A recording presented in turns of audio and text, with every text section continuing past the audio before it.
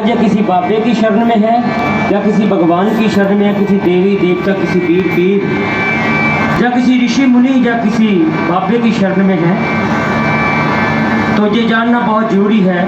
सुप्रो प्रेमियों, श्री अंकित कुमार जी ना तो किसी बाबे की शरण में है, ना किसी देवी की शरण में है, ना किसी देवता की, और ना ही किसी भगवान की, ना किसी वीर पीर की शरण में है। श्री अंकित कुमार जी उसकी शरण में है जिस शक्ति ने ये धरती, सूर्य, चांद, सितारे, ग्रह, वायुमंडल, नाना प्रकार की नियामतें जिस शक्ति ने इंसान को दी है, सबसे बड़ी उसकी रचना जो है इंसान है। जो सर्वश्रेष्ठ रचना है उस कायनात के मालिक की, वो इंसान है जिसने इंसान की रचना की। जिस शक्ति के पास हर इंसान ने नश्वर शरीर तैयार कर एक दिन जाना है, जिस शक्ति ने हमें कर्मों का फल देना है, जिस शक्ति ने हमें जन्म और मरण के बंधन से मुक्त करना है, श्री अंकित कुमार जी उसकी शरण में है। ये शरण बड़ी ही किस्मत वालों को मिलती है। कोटि कोटि जन्मों की भक्ति का फल उसको ईश्वर की शरण नसीब होती है। किसी को देवी की शरण नसीब होती है, किसी को देवताओं की शरण नसीब होती है, किसी को पीरों की शरण नसीब होती है, किसी को पीरों की, और किसी को भगवान की शरण नसीब होती है। लेकिन किसी किसी को उस ईश्वर की शरण नसीब होती है जो देवी देवते बनाता है, वीर पीर बनाता है, भगवान बनाता है, ऋषि मुनि, जो धरती, सूर्य, चांद, सितारे बनाता है। ये कोई छोटी बात नहीं है कि उस कायनात के मालिक की शरण, ये कोई उर्ली खुदाई नहीं है। जैसे कहते हैं कि रब नू पाना सौखा नहीं, उठी खल लवानी पैंदी। रब नू पाना इतना सौखा नहीं है कि कोई भी आया, मुंह उठाया और ईश्वर के दीदार हो गए, ऐसा नहीं होता है। जिसके भाग्य में नहीं होता है वो नहीं आ पाता है, वो नहीं सुन पाता है, विश्वास ही नहीं होता है। क्यों नहीं होता है? क्योंकि इंसान उससे ऊपर उठना नहीं चाहता है। वो इंसान जो देवी देवताओं तक सीमित है, वीरों पीरों के साथ तक सीमित है, मरियों मसाणों तक सीमित है, देरियों तक ही सीमित है।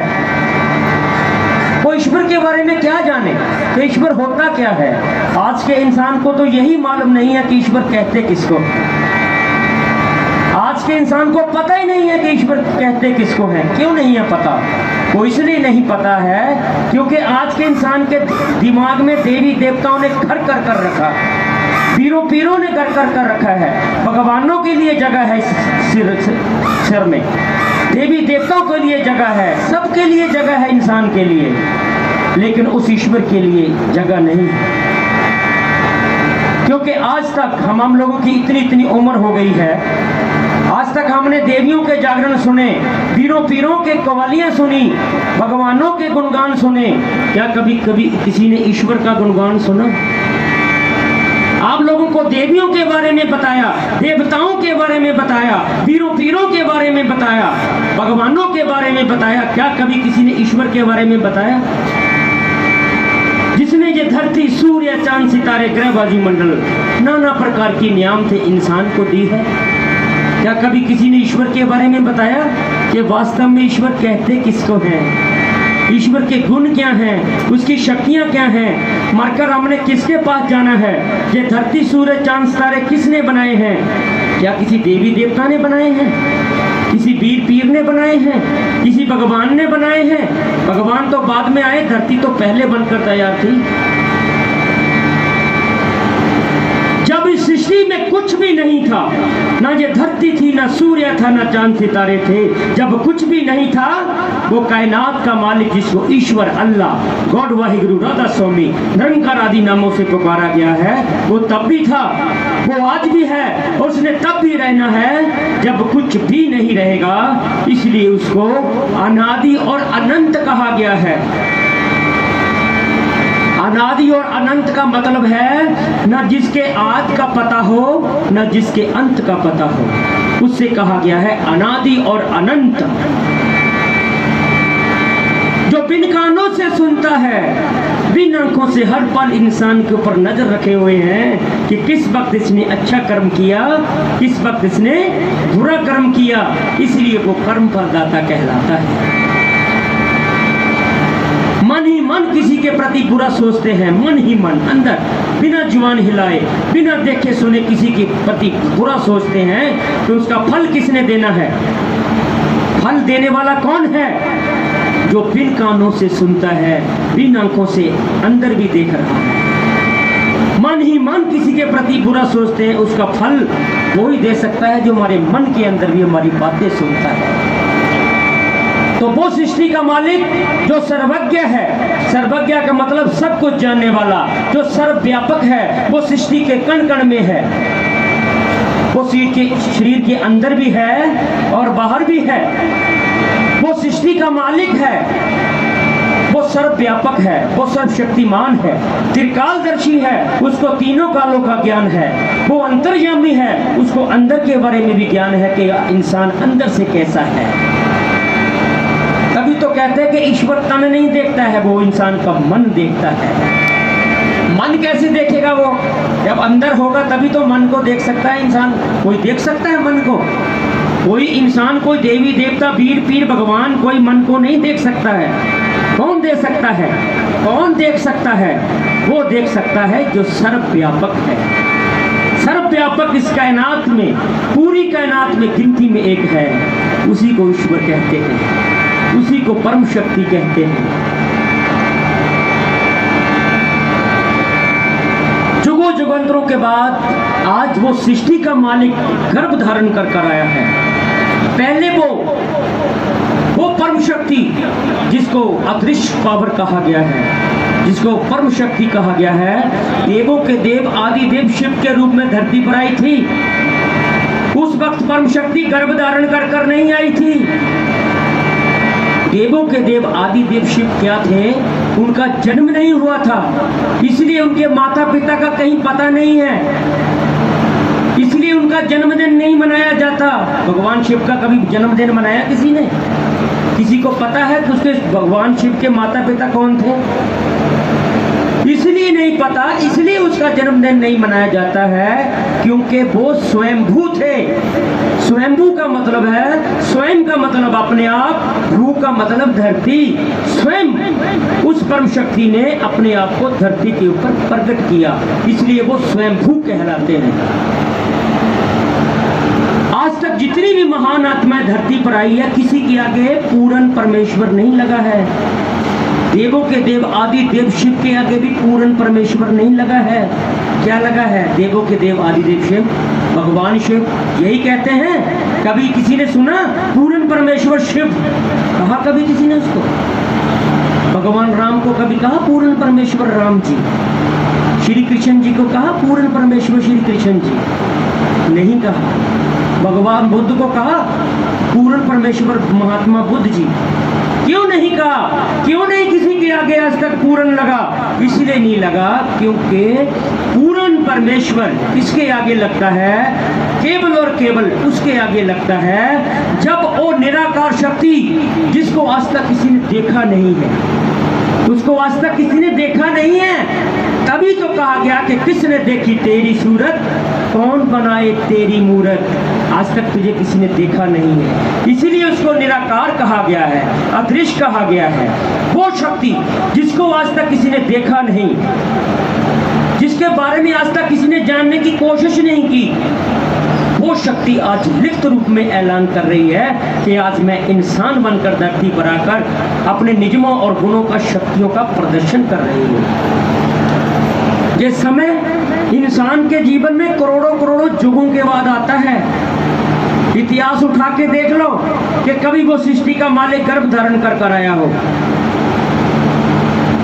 कभी वो कायनात का मालिक गर्भ धारण कर आया हो। आप लोगों की 70-70 साल की, 80-80 साल की उम्र हो गई, क्या कभी किसी ने बताया आपको कि कभी ईश्वर धरती पर आया हो? बताया किसी ने? नहीं बताया। अब वो आया ही नहीं तो बताएगा कौन? उसको किसी ने देखा ही नहीं तो बताएगा कौन कि मैंने देखा है?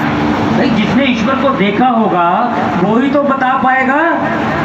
अब 5वीं क्लास में पढ़ रहे हो, हम कहें कि आप 5वीं क्लास के पढ़ रहे बच्चे के आगे हम PhD की किताब रख दें, क्या वो पढ़ पाएगा? 5वीं क्लास में पढ़ रहे बच्चे के आगे हम PhD की किताब रख दें तो क्या वो पढ़ पाएगा? एक कुल देवता को मानने वाला, मड़ियों मसौड़ों को पूजने वाला, देवियों को पूजने वाले इंसान से ये पूछा जाए कि बताओ इंसान कि ईश्वर किसको कहते हैं, क्या वो बता पाएगा? मड़ियों मसौड़ों को पूजने वाले को ईश्वर के बारे में कैसे पता चलेगा? जैसे 5वीं क्लास में पढ़ रहे बच्चे के आगे हम PhD की किताब रखते, वो नहीं पढ़ पाएगा कि किसी प्रकार मड़ियों मसौड़ों को पूजने वाले, देवियों को पूजने वाले इंसान ईश्वर के बारे में ज्ञान हासिल नहीं कर सकते, और ना ही वो कभी जन्म और मरण के बंधन से मुक्त हो सकते हैं। क्यों नहीं हो सकते हैं? कोई भी देवियां, कोई भी बाबे, कोई भी देवी या देवता, कोई पीर किसी को जन्म और मरण के बंधन से मुक्त नहीं कर सकते हैं। क्यों नहीं कर सकते हैं? वो इसलिए नहीं कर सकते हैं कि जन्म और मरण के बंधन से मुक्त अगर कोई कर सकता है तो वो जो गिनती में एक है, जिनकी गिनती एक से ज्यादा है, वो किसी को जन्म और मरण के बंधन से मुक्त नहीं कर सकते हैं। वो कर्म फल दाता नहीं हो सकते हैं। कर्म फल दाता गिनती में एक है। जैसे कहते हैं कि गॉड इज वन, कहते हैं कि नहीं कहते हैं कि ईश्वर एक है? कहते सभी हैं, लेकिन पता किसी को नहीं है कि कौन है, कैसा है, उसके गुण क्या हैं, उसकी शक्तियां क्या हैं। ये धरती हमारे लिए किसने बनाई? अगर जल ना होता तो क्या जीवन होता? कभी ये सोचा कि ऑक्सीजन किसने बनाई हमारे लिए? ये जल किसने बनाया? ये धरती ना होती तो क्या कोई भगवान होता? क्या श्री राम जी होते, कृष्ण जी होते, भगवान शिव होते, महात्मा बुद्ध होते, हनुमान जी होते, सीता माता होती? कोई ना होता अगर धरती ना होती। जल ना होता तो कोई नहीं होता, ऑक्सीजन ना होती तो कोई ना होता, सूर्य ना होता तो कोई ना होता। ये किसने बनाए? भगवान तो अभी आए 300-400 साल पहले, जितने भी भगवान आए 400-500 साल पहले आए। तो ये धरती, सूर्य, चांद, सितारे जिसने बनाए, कोई भगवान नहीं है, कोई देवी देवता नहीं है, कोई पीर, कोई ऋषि मुनि संत बाबा नहीं है। ये धरती, सूरज, चांद, सितारे उसने बनाए हैं जो गिनती में एक है। भगवान कितने हैं? 500 के करीब ऐसे महान आत्मा धरती पर हुई जिनके आगे भगवान लग चुका है। देवी देवते कितने हैं? 33 करोड़ देवी देवते हैं, और बढ़ गए हैं देवी देवते हमारे बीच। देवी श्री पिंकी जी और देव श्री संजीव कुमार जी, इनको उस सृष्टि के मालिक ने देवी और देवता के रूप में मान्यता दी है। ये सिद्ध करके दिखाया है कि देवी देवते वास्तव में बनते कैसे हैं, उनको बनाता कौन है। मंदिर में हम माथा टेकने जाते हैं, वहाँ पत्थर की मूर्ति होती है। पत्थर की मूर्ति के आगे हम धूप चढ़ाते हैं, हाथ जोड़कर विनती करते हैं कि हे, देवी माता की होती है या भगवान शिव की होती है, किसी की भी होती है, होती तो पत्थर की होती है। वो शिवलिंग क्या होता है? पत्थर का ही होता है। शैनी और हेम्बर से तराश कर शिव जी का शिवलिंग बनाया जाता है। शैनी और हेम्बर से उसकी आंखें बनाई जाती है, उसका मुंह, उसका नाक, उसका सब कुछ बनाया जाता है। शिल्पकार बनाता है। मंदिर में रखी हुई मूर्तियां ईश्वर नहीं बनाया करता है, मंदिर में रखी हुई मूर्तियां इंसान बनाता है। ईश्वर तो चलते फिरते देवी देवते बनाता है। जो चलते फिरते देवी देवते, उस पत्थर की मूर्ति की हम प्रार्थना करते हैं कि है देवी माँ, मैं तेरे को इतने का प्रसाद चढ़ाऊंगी, मेरी ये मनोकामना पूर्ण हो जाए। वो आपकी मनोकामना पूर्ण हो जाती है। क्या वो मंदिर में रखी हुई मूर्ति आपकी मनोकामना पूर्ण करती है? इसका जवाब है बिल्कुल नहीं करती। फिर आप सोचेंगे कि कौन करता है? मंदिर में रखी हुई मूर्तियां किसी की मनोकामना पूर्ण नहीं करती है। कौन करता है? वो करता है जो बिन कानों से सुनता है, बिन आंखों से उस मूर्ति के अंदर से भी आपको देख रहा है, सुन रहा है आपकी प्रार्थना। वो करता है आपकी मनोकामना पूर्ण, जिसको ईश्वर कहते हैं। और नाम किसका होता है? उस मंदिर में रखी हुई मूर्ति का होता है। आपके बीच में देव श्री संजीव जी और देवी श्री पिंकी जी बैठे हैं। इनके आगे इनके श्रद्धालु प्रार्थना करते हैं कि देवी जी हमारी ये प्रार्थना है। ये क्या करते हैं? प्रार्थना करते हैं उस कायनात के मालिक के श्री चरणों में, ये इसकी प्रार्थना है, सुन लो। प्रार्थना प्रार्थना इनके आगे करनी है। किसने? इनके भक्तों ने।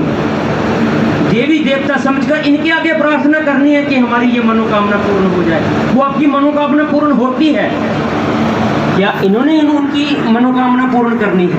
नहीं, इन देवी देवताओं ने मनोकामना पूर्ण नहीं करनी है। मनोकामना पूर्ण किसने करनी है? जिस शक्ति ने, जिस पूर्ण परमेश्वर श्री मदन जी ने इनको देवी और देवता के रूप में मान्यता दी है। वो पत्थर में रखी हुई मूर्ति को उस ईश्वर ने मान्यता दी है। जो शिवलिंग है ये मान्यता प्राप्त रूप है किसका? उस परम शक्ति, उस परम शक्ति का मान्यता प्राप्त रूप है भगवान शिव का शिवलिंग। तो उस पत्थर के शिवलिंग के आगे हम जल चढ़ाते हैं, बेलपत्री चढ़ाते हैं, हमारी मनोकामना भी पूर्ण होती है। वो पत्थर का शिवलिंग आपकी मनोकामना पूर्ण नहीं करता है। कौन करता है? जिस ईश्वर ने, जिस परम शक्ति ने उसको मान्यता दी होती है। सो प्रो प्रेमियों,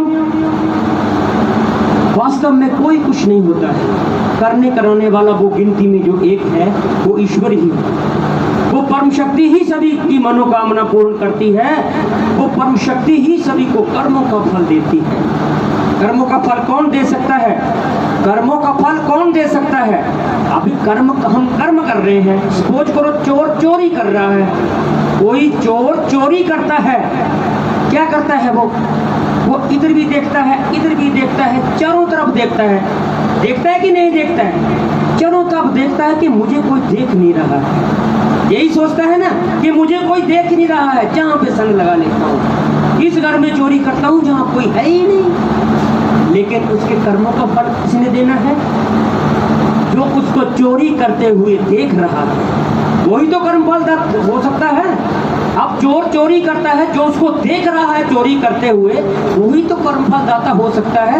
कोई और देगा? जिसने देखा ही नहीं, सुना ही नहीं, उसको पता ही नहीं किसने चोरी की है या कुछ और किया हुआ है, वो कैसे कर्म फल दाता हो सकता है?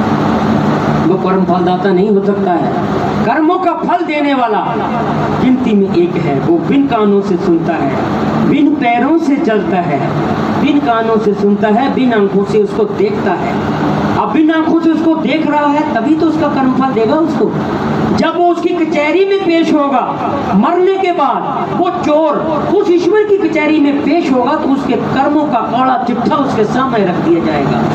फिर वो पछताएगा कि ओहो, मैं तो सोच रहा था कि मुझे कोई देख नहीं रहा, ये तो ईश्वर मुझे देख रहा था। इसलिए कहा गया है कि वो बिन कानों से सुनता है, बिन आंखों से देख रहा है सब कुछ, इसलिए वो कर्म फलदाता कहलाता है। तभी तो कहा गया कि ऐ इंसान, तू नेक कर्म कर, सभी से प्यार कर, उसके बताए हुए रास्ते पे चल। क्यों चाहता है ईश्वर?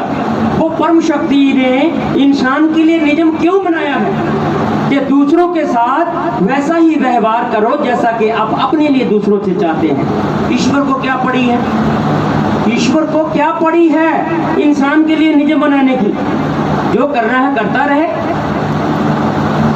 माँ बाप अपने बेटे से क्यों चाहते हैं कि मेरा बेटा मुझे पिता कहकर पुकारे? हर माँ चाहती है कि नहीं चाहती है कि मेरा बेटा मुझे माँ कहकर पुकारे?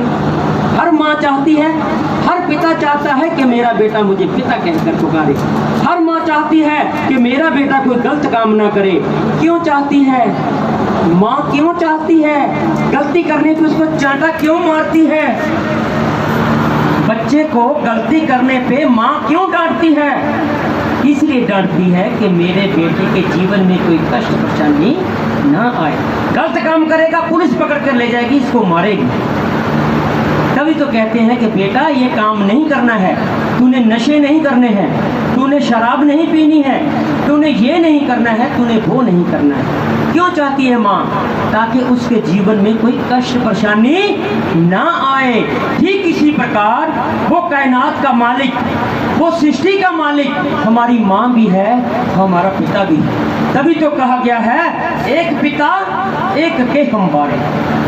वो हमारा पिता भी है, वो हमारी माँ भी है। क्योंकि हमारी जो इंसान की रचना है ये उस ईश्वर ने की है। ये धरती सूर्य चांद सितारे किसके लिए बनाए हैं? इसके ऊपर, इंसान ही रह रहा है किसी न किसी ढंग से। ये धरती, सूर्य, चांद, सितारे उस ईश्वर ने किसके लिए बनाए? इंसान के लिए बनाए। फिर इंसान किसके लिए बनाया? इंसान उस ईश्वर ने अपना अस्तित्व बरकरार रखने के लिए बनाया है। इंसान बच्चे पैदा क्यों करता है? अपना नाम रखने के लिए करता है कि नहीं करता है? कि मेरा नाम रहेगा, मेरा खानदान चलेगा, मेरा वंश चलेगा। अपने वंश के लिए करता है कि नहीं करता है? इसीलिए बच्चे पैदा करता है इंसान कि मेरा नाम रहे, मेरे कुल का नाम रहे, इसीलिए बच्चे पैदा करता है। ठीक इसी प्रकार उस ईश्वर ने इंसान की रचना किसके लिए की है?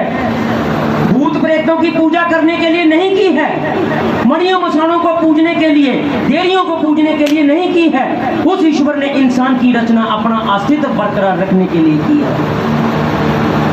उस ईश्वर ने इंसान की रचना अपना अस्तित्व बरकरार रखने के लिए की है। सपोज करो ये धरती है, धरती के ऊपर जानवर ही जानवर हो, पेड़ पौधे हो, तो क्या उस ईश्वर का महत्व रह सकता है? उन जानवरों में, उन पेड़ पौधों में ईश्वर का महत्व रह सकता है? उन जानवरों में ईश्वर का महत्व नहीं रह सकता है। ईश्वर ने अपना महत्व बरकरार रखने के लिए इंसान की रचना की है कि मुझे कोई जानने वाला हो, कोई मुझे मानने वाला हो। जब धरती नहीं थी, सूर्य नहीं था, चांद नहीं था, सितारे नहीं थी, कोई इंसान नहीं था, कोई भगवान नहीं था, कोई देवी नहीं थी, कोई देवता नहीं था, वो परम शक्ति, वो ईश्वर तब भी था। जब वो तब था, तब उसके दिमाग में बात आई। क्या बात आई?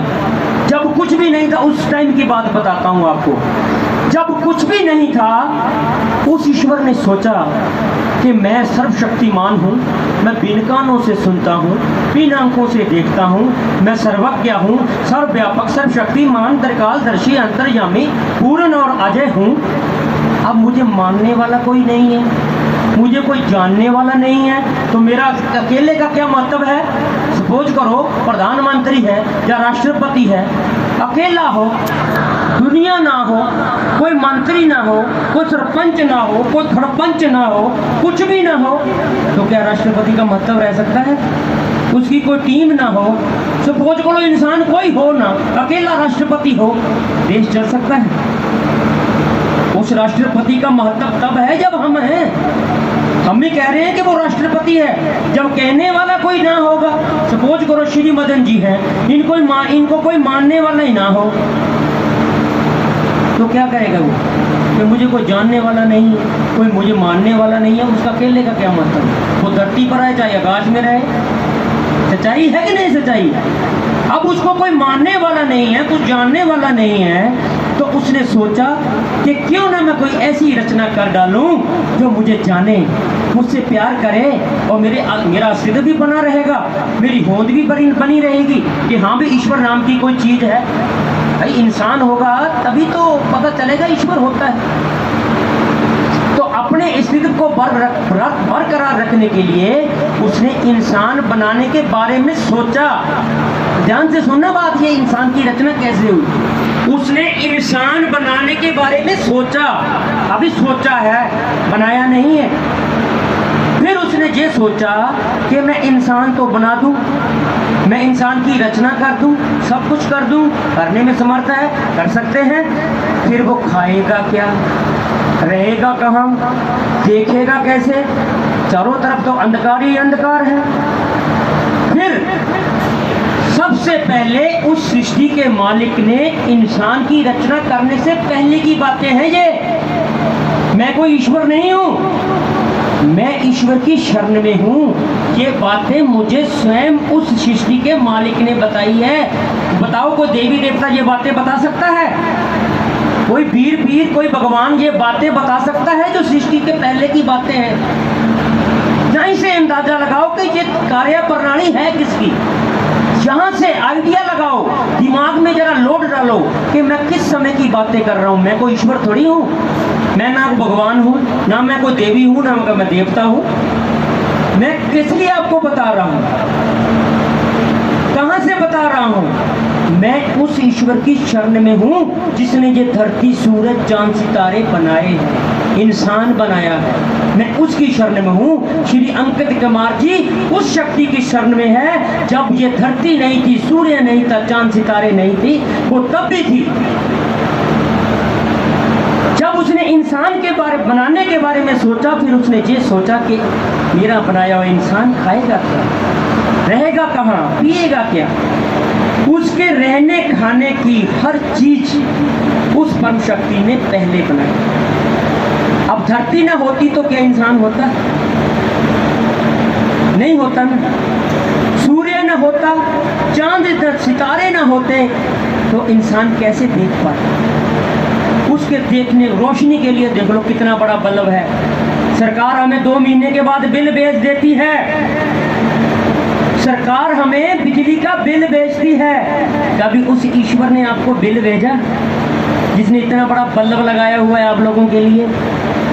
जिस ईश्वर ने इतना बड़ा बल्ब लगाकर इस पूरी सृष्टि को रोशन किया हुआ है, कभी उसको जानने की कोशिश की? उसके बारे में जानने की कोशिश की? मड़ियों मथानों के बारे में जान लिया, वीरों पीरों के बारे में जान लिया, बापों के बारे में जान लिया, सबके बारे में जान लिया। कभी उसके बारे में जानने की कोशिश की जिसने इतना बड़ा बल्ब लगाया है, जिसने कभी बिल नहीं भेजा आपको? उसके बदले में भाई इतना तो वो चाहता है।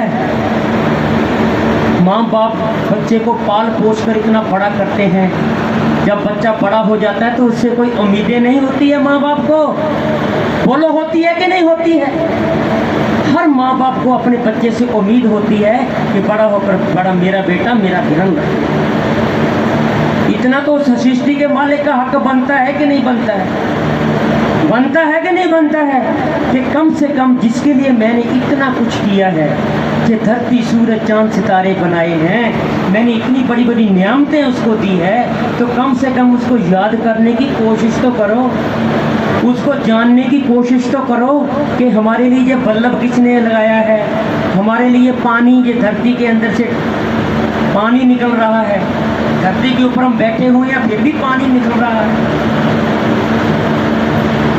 खेत के अंदर हम सूखा बीज डालते हैं, उसमें से निर्जीव को बीज होता है, कनक का बीज, मक्की का बीज होता है, निर्जीव होता है, वो जीव नहीं होता। सूखा बीज मिट्टी में डालते हैं, वो संजीव बन जाता है। निर्जीव को संजीव में बदलने वाले को ईश्वर कहते हैं।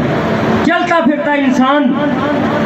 फिरता इंसान अपने आप में गुमान करता है कि मेरे जैसा कोई नहीं, पर छाती ठोक ठोक के बोलता है, छाती तान तान के चलता है, 2 मिनट में अटैक होता है, मिट्टी हो जाता है। चलता फिरता इंसान संजीव होता है, मिनट में क्या हो जाता है? निर्जीव हो जाता है। उसको ईश्वर कहते हैं, जो निर्जीव को संजीव में बदल देता है, जो संजीव को निर्जीव में बदल देता है, उसको कहते हैं ईश्वर। कभी बताई ये बातें किसी ने आपको?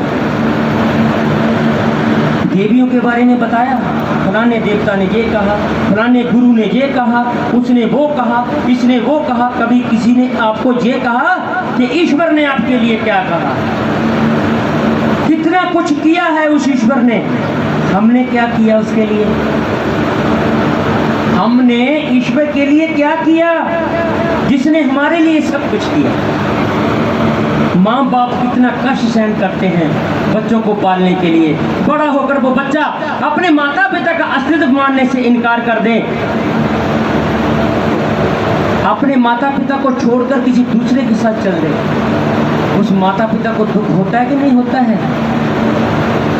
जिसको इतने लाड प्यार से पाल कर पोष कर बड़ा करती है माँ, 9 महीने कोख में रखकर माँ बाप इतनी मेहनत कर बच्चे को पाल पोष के बड़ा करते हैं। बड़ा होकर वो बच्चा अपने माता पिता का आदर सत्कार नहीं करता है, अपने माता पिता की आज्ञा का पालन नहीं करता है, माँ बाप उस बच्चे पर कभी प्रसन्न नहीं होते। जो अपने माता पिता का निरादर करता है वो ईश्वर कभी उसको माफ नहीं करते हैं। इसलिए हम सबका ये फर्ज बनता है अपने बुजुर्गों का आदर सत्कार करना, क्योंकि बुजुर्ग हैं। हम चाहे चीफ मिनिस्टर बन जाएं, हम चाहे राष्ट्रपति बन जाएं, हमारी माँ हमारे लिए माँ ही रहनी चाहिए। हमारी माँ का दर्जा नीमा नहीं होना चाहिए। हम चाहे भगवान बन जाएं, हम देवी देवता बन जाएं, हम ईश्वर क्यों ना बन जाएं, लेकिन माँ माँ ही होती है। जो माँ का दर्जा है उसको कभी भी झुठलाना नहीं चाहिए, माँ का दिल कभी नहीं दुखाना चाहिए। इसलिए वो सृष्टि का मालिक, जो कोटि कोटि ब्रह्मांडों का मालिक है, घुटनों में दर्द पैदा की है, खुद अपने आप को खुद बीमार किया हुआ है, इतना बीमार किया हुआ कि चला नहीं जाता है, फिर भी अपने माता पिता को आशीर्वाद देने जाते हैं, मिलने जाते हैं, मूर्तियां बनाकर रखी हैं उनके चरणों में फूल चढ़ाते हैं। क्या पड़ी है उसको, ईश्वर को, जिसने खुद माँ बाप बनाए हैं, माँ बाप भी उसने खुद बनाए हैं। माता पिता उसको जन्म लेने के लिए माता पिता की जरूरत पड़ी, किसको, ईश्वर को। फिर हम तो इंसान हैं, वो ईश्वर होकर अपने माता पिता की सेवा कर सकता है, अपने माता पिता को इतने दर्द में, इतने दुख में माता पिता को मिलने जा सकता है, तो क्या हम ठीक ठाक मिल नहीं सकते? हमारे लिए माता पिता के लिए समय नहीं है, सबों के लिए समय है। तुम ईश्वर के लिए जो मर्जी करते रहो, तुम देवी देवता के लिए, भगवानों के लिए जो मर्जी करते रहो, अगर माँ बाप के लिए कुछ नहीं किया ना तो सब मिट्टी बलीद है। इसलिए माता पिता का आदर सत्कार, माता पिता की सेवा इंसान के लिए बहुत ही जरूरी है। माता पिता को ये नहीं है खाना दे दिया उधर पड़े हैं एक साइड में, नहीं, उनके लिए टाइम निकालो, माता पिता के पास बैठो, चाहे 5 मिनट बैठो, चाहे 10 मिनट बैठो। हर बहू का फर्ज बनता है अपनी सास का सेवा करना। सास का भी फर्ज बनता है कि खाली बहू का फर्ज नहीं बनता है, खाली बेटे का फर्ज नहीं बनता है, माता पिता का भी फर्ज बनता है अपने बच्चों को प्यार से रखना। अब वो माँ बाप है, अपने बच्चे से प्यार ही नहीं करते हैं। माँ, ईश्वर जी ने ये कहा है कि माँ बाप चाहे कैसे भी हो, तो प्यार भी नहीं करते हो, फिर भी आपका फर्ज बनता है, क्योंकि उस माँ ने आपको 9 महीने कोख में रखा होता है। उस माँ का देना इंसान दे नहीं सकता है। इसलिए माँ कैसी भी हो, बाप कैसा भी हो, उसका आदर सत्कार करना इंसान का परम कर्तव्य बन जाता है। तो प्रभु प्रेमियों, आज वो सृष्टि का मालिक इंसान बनकर धरती पर है। उसने इंसान के लिए नियम बनाया है कि दूसरों के साथ वैसा ही व्यवहार करो जैसा कि आप अपने लिए दूसरों से चाहते हैं। क्यों बनाया है ये मैंने आपको बता दिया है कि ईश्वर चाहता है कि मेरी बनाई हुई जो रचना है, अगर हम नेक कर्म करोगे, सद्व्यवहार करोगे, सभी से प्यार करोगे, किसी का बुरा नहीं करोगे, तो फायदा किसका होगा? ईश्वर का। फायदा किसका होगा? हमारा फायदा होगा। आपके फायदे के लिए उसने नियम बनाया है। कोई इंसान अच्छा कर्म करेगा उसको अच्छा ही फल मिलेगा, अगर बुरा कर्म करेगा तो उसको बुरा फल मिलेगा। इसलिए कहता है ईश्वर कि यह इंसान तू नेक कर्म कर, सभी से प्यार कर, दूसरों के साथ वैसा ही व्यवहार कर जैसा कि तू अपने लिए दूसरों से चाहता है। इसलिए ईश्वर चाहता है इंसान से कि तू नेक कर्म कर, ताकि तेरे जीवन में खुशियां ही खुशियां हो। देखो ईश्वर कितना कुछ चाहता है। हम ईश्वर के लिए क्या चाहते हैं? उसको याद करने की कोशिश नहीं करते हैं, देवियों को याद करते हैं, देवियों को माथा टेकते हैं, न जाने कितने आडंबर करते हैं। एक आडंबर ईश्वर के लिए कर लो, साला एक आडंबर ही कर लो ईश्वर के लिए। उसको याद करने की कोशिश कर लो, उसको जानने की कोशिश कर लो कि जिसने हमारे लिए धरती बनाई, सूर्य बनाया, चांद सितारे बनाए, नाना प्रकार की नियामतें, नाना प्रकार के फल सब्जियां, ना जाने क्या क्या चीजें, उस कितनी जड़ी बूटियां, ऐसी ऐसी जड़ी बूटियां बनाई हैं, इंसान की मृत्यु नहीं हो सकती है। संजीवनी बूटी के बारे में सुना होगा आपने। हनुमान जी लेने गए थे लक्ष्मण जी को मूर्छा खत्म करने के लिए। अब सभी को मिलने लग जाए वो मूर्छा, मरा आदमी मरा नहीं और बूटी संगाई नहीं, बंदा खड़ा, ऐसे तो कोई मरे ही ना। इसलिए ईश्वर जो करते हैं ठीक करते हैं, वो सभी को नहीं मिलती है। मिलती है ऐसी ऐसी बूटियां, जड़ी बूटियां इंसान के लिए उस परम शक्ति ने बनाई हैं, जिससे खाने से इंसान मरते मरते ही जी लेता है। ऐसी ऐसी दवाइयाँ इंसान कहे, विज्ञान कहे कि मैंने ये कर लिया, मैंने वो कर लिया, तो उस वैज्ञानिक को पूछा जाए कि तूने ये कर लिया, तूने ये बना लिया, तूने वो बना लिया, अपना दिमाग तेरा किसने बनाया है? जिसको चलाकर तूने ये दवाइयाँ बनाई, तूने जहाज बनाए, तूने ये बनाया, तूने वो बनाया, उसको पूछा जाए कि तेरा दिमाग किसने बनाया? तूने खुद बनाया? अपने आप को तूने खुद बनाया? आंखें तेरे को किसने दी? मिनट नहीं लगता है, 2-2 3-3 दिखने लग जाते हैं, मिनट नहीं लगता, बिल्कुल ठीक हो जाता है इंसान। ये सब उसकी माया है, उस परम शक्ति की माया है। तो प्रेमियों, आज वो सृष्टि का मालिक, कायनात का मालिक इंसान बनकर धरती पर है। प्रश्न ये उठता है कि उसको धरती पे आने की क्या जरूरत पड़ी है? वो सृष्टि के कण कण में है, उसको इंसान बनने की जरूरत नहीं है। हम कह रहे हैं कि आज वो इंसान बनकर धरती पर आया है। उसको उसके धरती पे आने के 2 कारण बताऊंगा, उसके बाद आपको भजन कीर्तन की ओर लेकर प्रार्थना की जाएगी उस सृष्टि के मालिक के श्री चरणों में। जब वो शक्ति निराकार होती है, दिखती नहीं, अदृश्य, नहीं दिखने वाला, हर चीज का जोड़ा बनाया है, हर चीज का जोड़ा बनाया है उस कायनात के मालिक ने। अच्छे के साथ बुरा बनाया है। भाई अच्छा इंसान होगा तभी तो बुरे का पता चलेगा कि बुरा भी होता है। दिन के साथ रात बनाई है, अब दिन है तभी रात का महत्व है, अभी रात भी आएगी।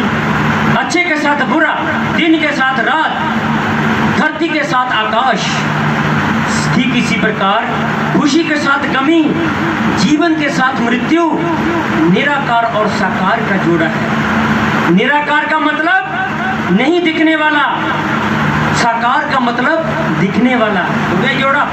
अदृश्य नहीं दिखने वाला, सदृश दिखने वाला। जब वो शक्ति निराकार होती है, नहीं दिखती है, समझ लेना बात को, उस वक्त भी उसके भक्त होते हैं, वो निराकार में उसको मानते हैं कि वो दिखता नहीं है लेकिन है, मानते हैं।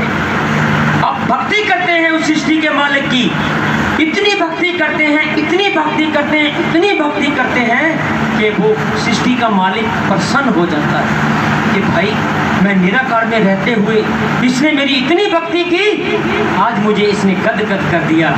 कोई ना कोई रूप बनाकर अपने भक्त के सामने खड़ा हो जाता है। कौन? वो ईश्वर, कोई ना कोई रूप बनाकर, थोड़े समय के लिए रूप होता है, वो अपने भक्त के सामने खड़ा हो जाता है। कौन? वो सृष्टि का मालिक। क्या कहता है कि ऐ इंसान, तूने अपनी भक्ति से मुझे प्रसन्न कर दिया है, मैं आज बहुत प्रसन्न हूँ तुझ पे, मांगो क्या मांगते हो। आगे माता सरस्वती खड़ी है। माँ क्या कहती है कि ऐ ईश्वर, हे परम शक्ति, ये पल भर के दर्शनों से मेरी प्यास न बुझी, ये मेरी प्यास नहीं बुझी, ये पल भर के दर्शनों के लिए आप दर्शन देकर चले जाओगे, ऐसा नहीं है। अगर कुछ देना चाहते हो तो मुझे देकर जाओ। मैं आपको पुत्र रूप में प्राप्त करना चाहती हूँ, आपको अपनी गोदी में खिलाना चाहती हूँ, अपनी छाती का दूध पिलाना चाहती हूँ। अब प्रसन्न हुए हैं ईश्वर, वरदान देने आए हैं ईश्वर। उस माता को कह दिया कि जाओ तथास्तु। उस ईश्वर ने उस माँ को वरदान दे दिया कि कह दिया तथास्तु कि जाओ आपके घर पुत्र बनकर आएंगे। किसी ने मांग लिया, मैं तो आपको पति रूप में प्राप्त करना चाहती हूँ, आदि शक्ति माता रूपवती। मैं तो आपको पिता रूप में प्राप्त करना चाहती हूँ, श्री ज्योति शक्ति जी। मैं तो आपके गुणगान करना चाहता हूँ जब आप सदृश रूप में आए, जब आप माता की कोख में जन्म लें, तो मैं जब आप इंसान बनकर धरती पर आए, मैं तो आपका गुणगान करना चाहता हूँ, लंबे समय तक आपको देखना चाहता हूँ, आपकी कार्य प्रणाली में सहयोग देना चाहता हूँ। कह दिया तथास्तु। तब हम चल रहे अपने भक्तों से किए हुए वादे निभाने के लिए उस कोटि कोटि ब्रह्मांडों के मालिक को, जो बिन कानों से सुनता है, बिन पैरों से चलता है, उसको अपने भक्तों से किए हुए वादे निभाने के लिए, उस माँ के साथ जो वादा कर दिया, उस अकाल पुरख ने उसको पूरा करने के लिए उसको क्या करना पड़ेगा? उस उस माँ की कोख में जाना पड़ेगा कि नहीं पाना पड़ेगा? उसकी गोद में खेलना पड़ेगा कि नहीं खेलना पड़ेगा? उस खेलने के लिए उसको इंसान बनना पड़ेगा कि नहीं बनना पड़ेगा? जिसके साथ पति बनने का वादा कर दिया उसके घर सेरा बांध के जाना पड़ेगा कि नहीं जाना पड़ेगा? अब सेरा बांधने के लिए इंसान बनना पड़ेगा कि नहीं पड़ेगा? अपने भक्तों से किए हुए वादे निभाने के लिए उस ईश्वर को आज इंसान बनकर धरती पे आना पड़ा है। तभी तो कहा गया है कि रब बस भगता ने कीता प्रेम दिया पाके डोरियां। रब बस भगता ने कीता प्रेम दिया पाके डोरियां। अगर कोई इंसान ये कहे कि मेरे पास बहुत सारा धन है, मैं बहुत सुंदर हूँ, मैं ये हूँ, मैं वो हूँ, ईश्वर तो सिर्फ मेरा ही है, ऐसा नहीं है। जिन प्रेम किया तिन प्रभ पायो, जिन प्रेम किया तिन प्रभ पायो। ईश्वर को तो प्रेम से पाया जा सकता है, उसकी राह पे चलकर। तभी तो कहा गया है कि रब नो पाना सौखा नहीं, पुट्ठी खल लवानी पैंदी है। इतिहास उठा के देख लो कि माता सरस्वती ने कितने कष्ट सहन किए, पिता श्री राम जी ने कितने कष्ट सहन किए, माता रूपवती जी ने कितने कष्ट सहन किए। रब नो पाना सौखा नहीं, पुट्ठी खल लवानी पैंदी है। मांग तो लिया माता ने कि मैं आपको पुत्र रूप में प्राप्त करना चाहती हूँ, कि उसको पूछो कि कितने दुख सहन किए, कितने कष्ट सहन किए। कुछ पाने के लिए कुछ खोना पड़ता है। एक देवता को खुश करने के लिए इंसान के जन्म लग जाते हैं, ये तो ईश्वर है। परम शक्ति को खुश करने के लिए इंसान के कोटि कोटि जन्मों की जब भक्ति इकट्ठी हो जाती है तब उसको ईश्वर मिलते हैं। नहीं तो देवी देवता के गमन में पड़ा हुआ है, मणियों को मसाणों को पूजने में लगा हुआ है, देवियों को पूजने में लगा हुआ है। वो इंसान जन्म और मरण के बंधन से मुक्त नहीं हो सकता है। जन्म और मरण के बंधन से मुक्त होना है तो आज ये सुनहरी मौका है कि जिसके पास हमने मरकर जाना है। जब हम मरकर जाएंगे उसकी शरण में तो क्या कहेंगे कि हम मणियों को पूज कर आ गए धरती पर से, हम देवियों को पूज कर आ गए, भूत प्रेतों को पूजा कर कर आ गए, लोगों को दुख देकर आ गए। प्रभु क्या मुंह लेकर जाओगे उस परम शक्ति की शरण में? जब उस परम शक्ति की कचहरी में आप लोगों की पेशी होगी तो क्या मुख लेकर जाओगे कि हम मणियों मसौणों को पूजते रहे, हम लोगों को दुख ही देते रहे, हम देवी देवताओं तक ही सीमित रहे? तो इंसान ने, ईश्वर ने आपको, जब इंसान माँ की कोख में लटका होता है तो बड़े बड़े वादे करता है इंसान ईश्वर से कि हे प्रभु मुझे इस नरक से निकालो, मैं तेरा नाम जपूंगा, मैं पंड के छकूंगा, मैं ये करूंगा, मैं वो करूंगा। बाहर आकर वो सब कुछ भूल जाता है। ऐसे कुल में उसका जन्म हो जाता है जहाँ देवी देवताओं को पूजा जाता है, जहाँ मणियों मसौणों को पूजा जाता है, सब भूल जाता है। तो हर इंसान का जो परम कर्तव्य बनता है कि अपने ईश्वर के बारे में ज्ञान हासिल करे।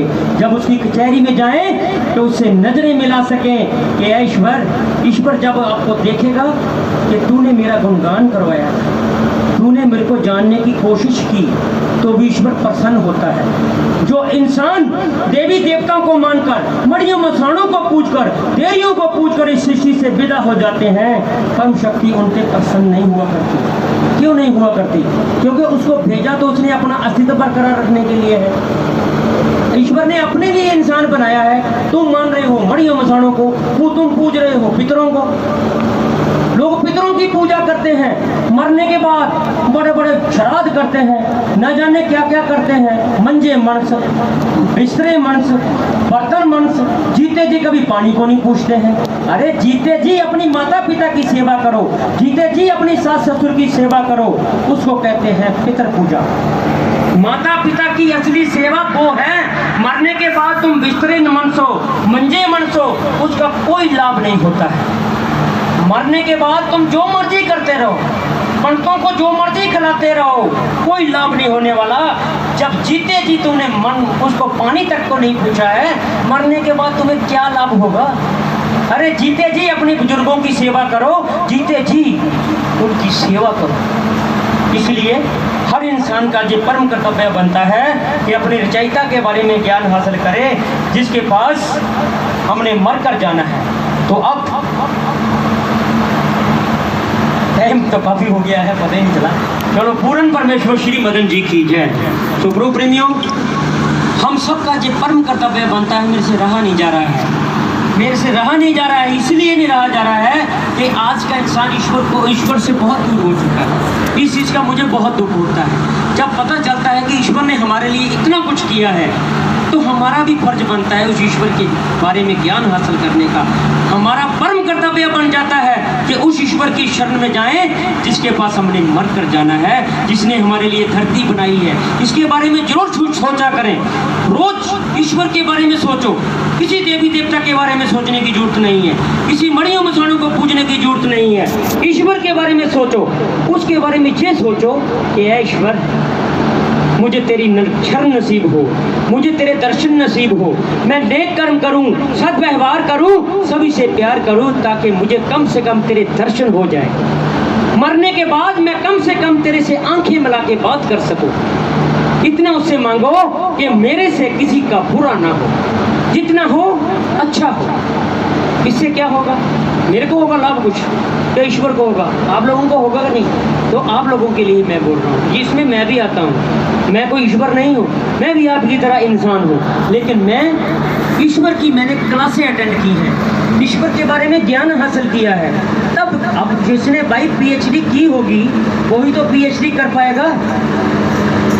जो इंसान 5वीं क्लास में पढ़कर हट जाता है, जो 6वीं क्लास में हट जाता है, 10वीं पढ़कर हट जाता है, +2 करके हट जाता है, MA कर हट जाता है।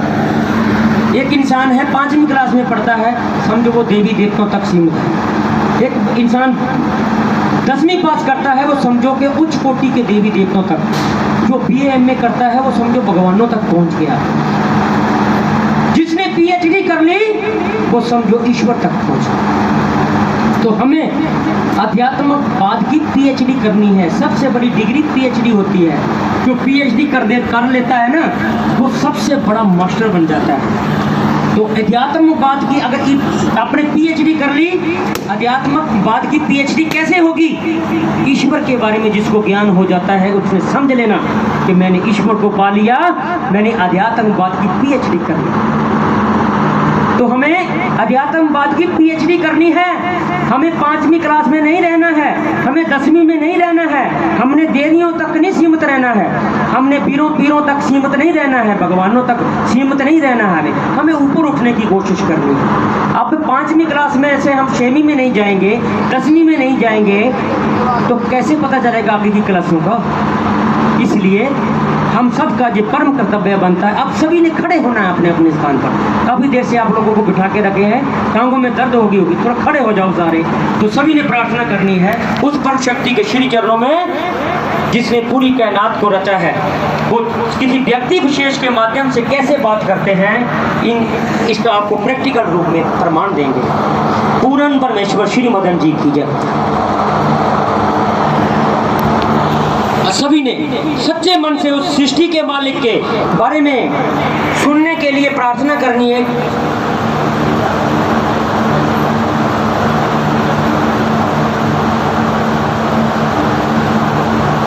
सभी ने उस ईश्वर को हाजिर नाजिर मानकर दिमाग में ये बात रखनी है कि हम किसके आगे प्रार्थना कर रहे हैं। किसी देवी देवता, किसी वीर पीर, किसी भगवान, किसी बाबे के आगे प्रार्थना नहीं कर रहे हैं। हम प्रार्थना उसके आगे कर रहे हैं जिसने हमारे लिए धरती, सूर्य, चांद, सितारे, ग्रह, वायुमंडल, नाना प्रकार की नियामतें बख्शी हैं। हम उसके श्री चरणों में प्रार्थना करने जा रहे हैं। हे सर्वगुण संपन्न, सर्वश्रेष्ठ, सर्वज्ञ, सर्वव्यापक, सर्वशक्तिमान, त्रिकालदर्शी, अंतर्यामी, पूर्ण और अजय, सृष्टि के रचयिता, सृष्टि के जीवों के पालन करता, सृष्टि के जीवों के संहार करता, सृष्टि के कर्ता, धर्ता, हरता, हे पूर्ण परमेश्वर श्री मदन जी, पहले तो आपके श्री चरणों में सादर प्रणाम करते हैं, हाथ जोड़कर शीश झुकाकर विनम्र भाव से प्रार्थना करते हैं कि आज श्री अंकित कुमार जी ने आपका गुणगान रखा था, जो कि आपके प्रवचनों द्वारा निर्विघ्न संपन्न होने जा रहा है। तो आपसे विनम्र प्रार्थना है कि देवी श्री पिंकी जी के माध्यम से आप जो भी ज्ञान देना चाहते हैं, जिस भी विषय पर देना चाहते हैं, ज्ञान देकर, शुभ आशीर्वाद देकर हमें कृतार्थ करें। हम आपके अति आभारी होंगे, शुक्रगुजार होंगे। पूर्ण परमेश्वर श्री मदन जी की जय।